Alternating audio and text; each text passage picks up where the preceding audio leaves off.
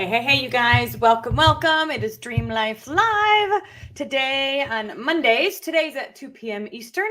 Usually it is at 7 p.m. Eastern, but today I decided to go live a little bit early because it was just me, and I'm going to chat with you about some sciencey stuff that I thought you might be interested in. So for those of you who don't know, I am a clinical psychologist turned dream life coach, and I love being able to support good people becoming great. And part of what Dream Life coaches do is not only are we trauma informed and we understand how our subconscious impacts our current behavior, but we also know how to hack it. And this is where the science comes in. And so if you are new to the Dream Life coaching world, if you want to say hi, tell me your name, where you're from, how long have you been either brewing to become a coach, or maybe you are a coach. I'd love to hear a bit about your story below as we chat. And then, of course, if you've got any questions, be sure to post those as well, and I'll pull those up throughout. And then finally, if you are listening to the replay, put hashtag replay in the comments, and I'd love to connect with you. I always go back and look through the comments afterwards as well. So today we're going to be talking about dopamine. Yes. Do you know what dopamine is? I'd love to hear if you've heard of dopamine or what you know about dopamine. In my clinical psychology days, we used to talk about dopamine quite a bit. In fact, most psychiatric medications impact dopamine or serotonin. And what both of these things are, they're basically chemicals that your body makes that impacts your organs, but it also impacts things like your brain and your mood and your motivation and your energy and your like get it doneness, So if you are feeling lack of energy or lack of motivation, there could be something like we'd say that you were in a low dopamine state. So let me pull up my notes here, and I'm going to read through some of them. So what is dopamine? Dopamine is a type of neurotransmitter, which means it's like a chemical that, excuse me, it's a chemical that your body makes. And your nervous system uses it to send messages between nerve cells. So you know how we often say what fires together, wires together, and we have neural paths, like we've got our nervous system has these paths that are kind of set in stone. So when life happens, it makes things a little bit easier. Your nervous system doesn't have to figure it all out again. It kind of has these automatic pathways that it becomes its default.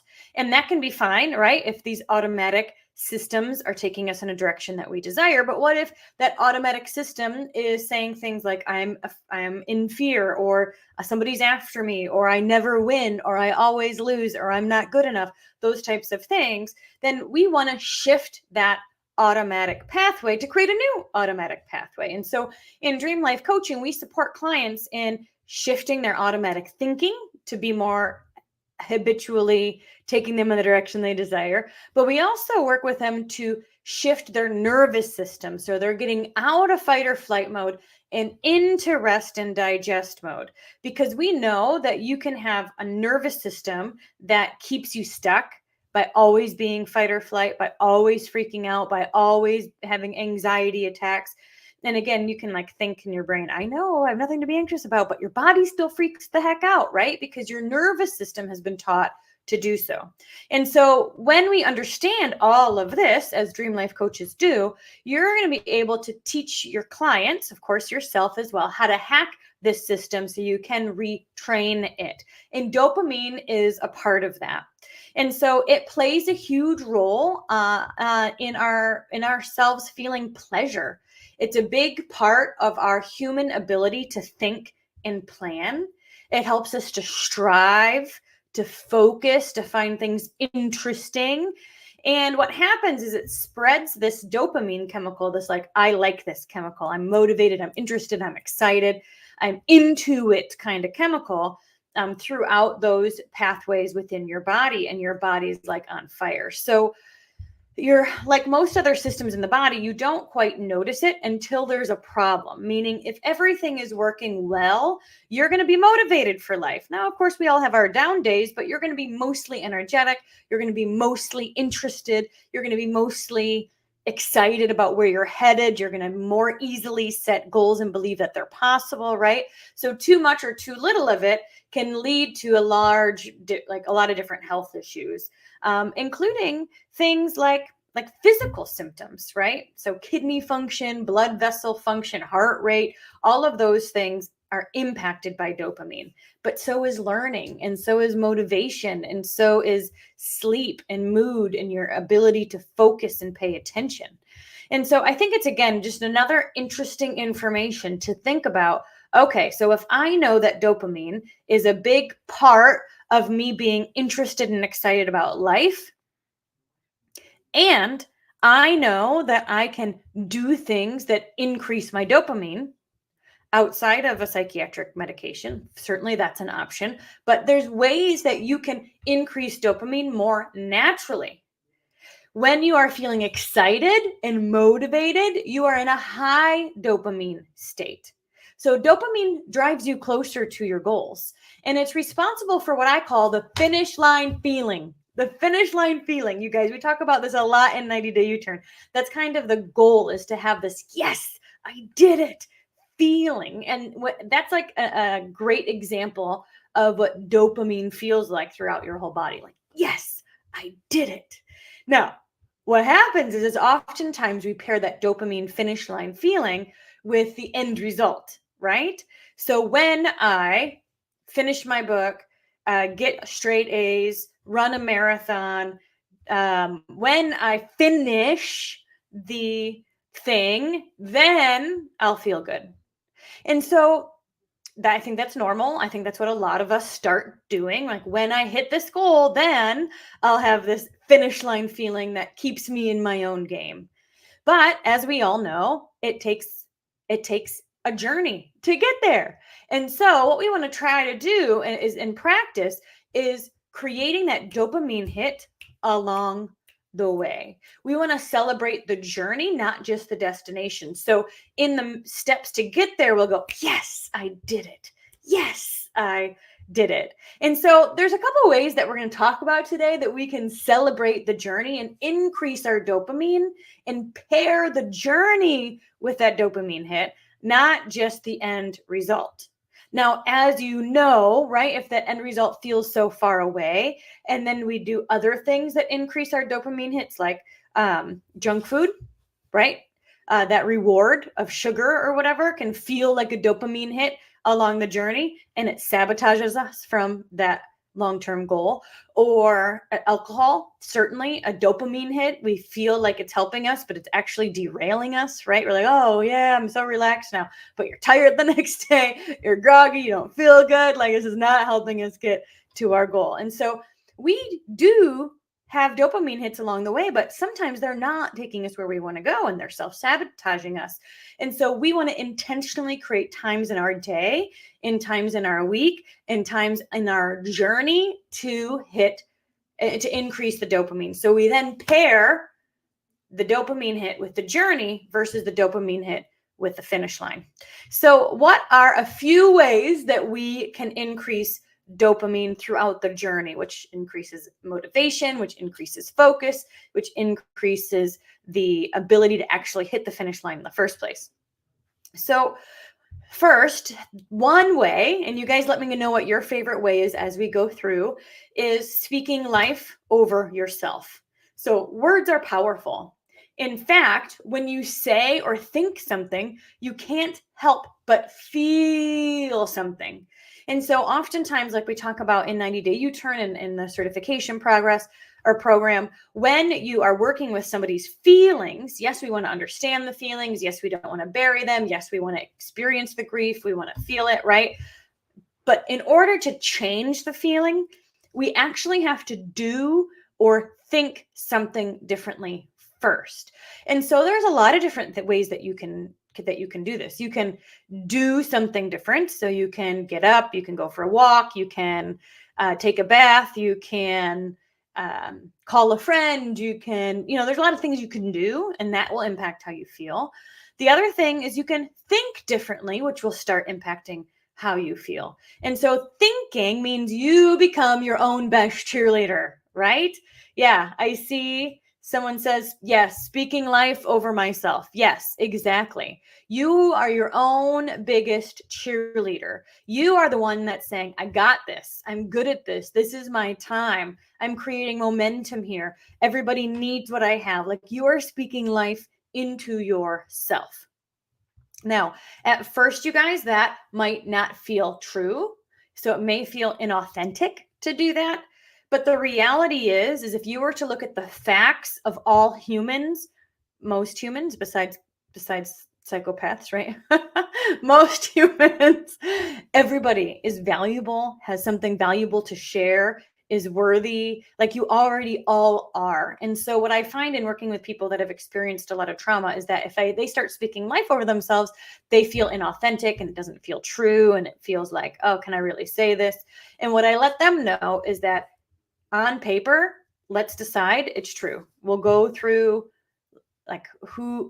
what are the facts here? The facts are, yes, this is true. And the more you say it, the more you start to believe it. So step one is to speak life over yourself and the journey. So not just when I experience this thing 3 steps away, I'm going to feel supported. I'm going to be awesome. I'm going to be confident. No, like, I'm confident because of the things I'm doing today. So the second thing we want to talk about are those actions. So the first thing is words and speaking and thinking life. But the second thing are those actions that we can take that take us where we want to go. So we want to attach a reward to these actions. Now, again, this is really kind of fun because you can decide what type of reward you want. Your reward could be a 5-minute break after you write a chapter. The reward could be dinner out with friends after you've stayed on track with your health journey for a month. It could be date night. It could be, it could be social. It could just be, I read somewhere that someone gave themselves 3 Skittles after every 15 minutes of focused work. Like, you can decide the reward, but the goal is to reward the action-based work and not just the end result. So an example is attach a reward to the action-based goal of making the calls, not just the sales. So if you're going to say, all right, my goal is to email, message, text, whatever you communicate with your leads with, 50 people a day. Regardless of the outcome, you reward yourself for hitting that goal. Guess what? The idea here is that you're going to get excited about that step, not just the result of what they say. Or another example is you could attach the reward to an action-based goal of finishing the workout, not just losing weight. So it's like the process goals here are the things that are taking you where you want to go, and we want to reward those. We want to set up a reward system so we get a spike in dopamine when we're doing the healthy steps that are taking us there. What you have a reward. So of course, for me, it's like my cozy coffee in the morning is when I'm doing my journal, when I'm reading my book. That's my dopamine hit, getting that cozy coffee while I'm reading. I'm not focused on finishing the book necessarily at that time. I'm focused on that day. Or eating the healthy meal, one meal at a time, right? When I was doing the bodybuilding competition, there were times where I would have to focus my next meal, and I'm not going to veer off plan. And I'm just focused on just one meal at a time, right? The other thing is focusing on practicing rather than winning. So the daily practice of just getting better and getting better and getting better at the skill, learning new skills. So the idea here could be, I'm not going to become the best podcaster overnight. So I'm going to take speaking classes or join a TEDx program or do these things so I can learn the skill of speaking. And that excitement of the practice is going to help me reach my goal. The other thing that I think we can all add to our life is laughing. Again, not just a fake laugh, but laughing throughout our day, and laughing connected to potentially the hard habit that we aren't sure you want to do. But laughing reduces cortisol and releases dopamine.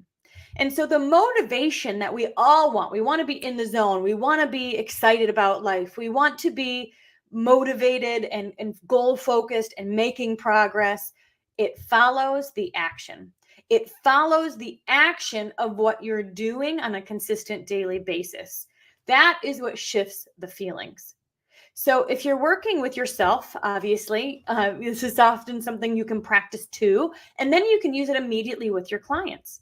So if your clients are saying to you, I don't feel like doing my job or calling leads or creating my program or doing the thing I need to do to get the result I'm looking for, we can talk about how you can pair a dopamine hit along the way. So a couple things I would ask clients, and I'll just think about some people who, or like situations that come up in Dream Life coaching where somebody says, all right, my next step is to launch my program, but I have fear and I'm a bit scared and it's outside my comfort zone and I don't really know what to do. And so I procrastinate and I do nothing. So they want the finish line of opening the doors and having clients and being able to work with people, but it feels scary. And so they're hiding. And so we could spend hours and hours. Therapy would spend hours and hours on why they're hiding, what they're hiding from, what they are like, what hiding is getting them, what benefit is there to hiding, all of these kinds of things. Coaching says, all right, here's the thing you want, but you're not doing it. Let's find a way that you can start to do it and make that feel easier. And so I would talk to them about, all right, so what about creating a program feels hard? What about creating or launching your program feels easy? Kind of getting the different spectrums. Okay, so you're the most excited about working with people, but people need to know what you're offering in order to say yes, right? Okay, so you creating a post, launching your program, letting people know you have is going to get you to the end result. So what if while you're creating a post and opening the doors and doing a challenge or however launch strategy we create for your particular business, what if we think about the person you're going to work with on the other side? In fact, it is a disservice to them if you don't be loud about what you have your hands on, because their life is going to be better because of the things that you are going to share with them. And so potentially that could be a way to increase the dopamine of like, all right, this is meaningful. This is purposeful. This is important. Another thing we would do is we'd say, all right, so you're a bit afraid of creating videos or creating a PDF. Let's get your detailed outline figured out and then chunk it down. And so we would chunk down, the weeks 1 through 3 and really hone in on that. And then we would chunk down and we would create a reward that this client could utilize every time they did a small bit of the bigger picture. Whether I shout them out in the group and give recognition, whether they text or call me, I did it, whether they go on a date night or whether they just go, yes, yes. You know what I mean? Like these are the things that we can do that intentionally increases our dopamine. It makes us more motivated and sticking to the long-term goals. It's not about grinding through the hard thing, although there will be hard things. It's about setting yourself up so it feels easier. And then when you know what I mean? Like when you get to that sticking point, you'll know how to work through it because you'll have done it and created systems around it. So I'd love to hear what questions you have, whether you want to start by speaking life over yourself or maybe creating rewards for the small wins along the way, taking that big goal and chunking it down and celebrating different seasons or different steps. I'd love to hear what you are going to do to start with in terms of your specific goal for 2024, but also think about how you can immediately use this idea with your clients. How can you support them in adding more dopamine hits into their everyday so they stay focused, engaged, and motivated in their own life? I hope that this was helpful, you guys. Thank you so much for being here. If you are listening on YouTube, be sure to join the conversation in our community group on Facebook. I'll put the link in the description below. If you're listening to the replay, please put #replay and share any thoughts or comments. I'd love to come back and hang out with you as well. So thanks for hanging out with us. Next week, we'll be here at the same place, 7 p.m. And next week, I'm actually interviewing somebody who is our newest Dream Life coach. And so you're going to definitely want to hear her story. Thank you very much, you guys. Talk soon. Bye.